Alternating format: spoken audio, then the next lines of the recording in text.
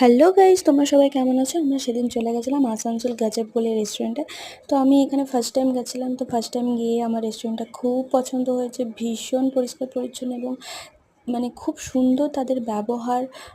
কাস্টমারের সাথে কিভাবে কথা বলতে হয়, কীভাবে ব্যবহার করতে হয়, সব কিছু সেটা তো দেখো আমরা এখানে অর্ডার দিয়েছিলাম কুলচা এবং চিকেন গার্লিক।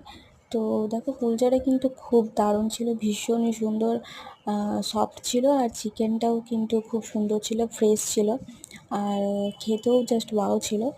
চিকেনটার দাম নিয়েছিল 350 টাকা, আর কুলচা 70 টাকা করে নিয়েছিল এক একটা। তো কুলচাটা কিন্তু দারুণ ছিল, আমার চিকেনের থেকে কুলচাটা বেশি ভালো লেগেছে। চিকেনটা একটু বেশি দাম নিয়েছিল কিন্তু টেস্ট ওয়াইজে ঠিকই আছে। তো দেখো চিকেনটা নিয়ে নিলাম, তারপরে এখানে গ্রেভিটা একটু নিয়ে নিচ্ছি, কুলচাটা দিয়ে খাবো। উফ, আমার এখনই দেখে লোভ লাগছে, কি করব, জিভে জল চলে আসছে, তাই না? ভীষণ সুন্দর হয়েছিল কিন্তু। তো দেখো খেয়ে নিলাম, তারপরে দেখো এই জিনিসটা আমার খুব ভালো লেগেছে। এটা সাধারণত বিয়েবাড়িতে দেওয়া হয়, গরম জল এবং কাগজি লেবু। তো এটা ফার্স্ট টাইম আমি কোনো রেস্টুরেন্টে দেখলাম যে গরম জল এবং কাগজি লেবু দিয়ে হাত ধুতে দিচ্ছে।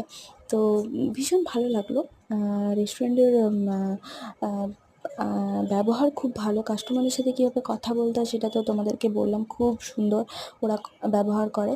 তারপরে দিয়ে গেল মৌরি মিছরি, আর দেখো এই বিল চলে এসছে। বিল তো পে করতেই হবে, খেয়েছি যখন বিল তো পে করতে হবে। তো বিলটা পে করে নিলাম, তারপরে বিলটা পে করার পরে আমরা ওখান থেকে বেরিয়ে চলে এলাম। Tata, by.